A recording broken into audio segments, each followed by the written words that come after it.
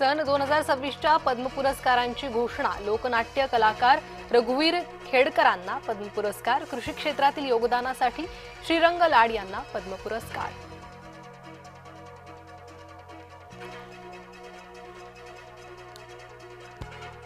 लोकलमधून उतरताना भांडणं, एकाची हत्या। मालाड स्टेशनवरची धक्कादायक घटना। आरोपी ओमकार शिंदेला 30 जानेवारीपर्यंत पोलीस कोठडी।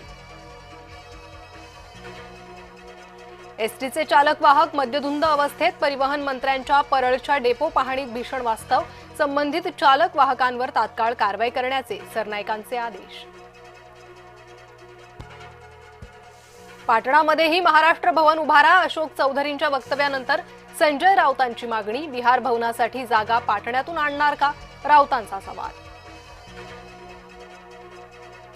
धाराशिवमध्ये शिवसेना उमेदवारांना भाजपकडून एबी फॉर्मचं वाटप। कार्यकर्ता अविनाश खापेंनी राजन साळवींना विचारला जाब विचारतानाची ऑडिओ क्लिप व्हायरल। केंद्रीय गृहमंत्री अमित शहांचा नांदेड दौरा रद्द। तांत्रिक कारणांमुळे दौरा रद्द झाल्याची माहिती। हिंद दी चादर कार्यक्रमाला येणार होते शाह। विजय शिवतारेंची पवार काका पुतण्यावर टीका करताना जीभ घसरली। शिवराळ भाषा वापरत टीका। मुख्यमंत्री देवेंद्र फडणवीस दावोस दौऱ्यावरून परतले। 30 लाख कोटींचे ऐतिहासिक सामंजस्य करार।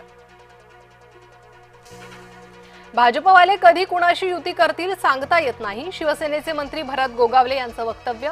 रायगडमध्ये चर्चा आमच्याशी आणि युती दुसऱ्यांशी केल्याचा दावा।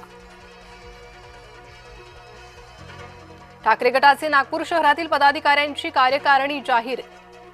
किशोर कुमरिया यांची महानगर प्रमुख म्हणून नियुक्ती। शहरातील विधानसभा क्षेत्रांची जबाबदारी देत 3 शहर प्रमुखांची घोषणा।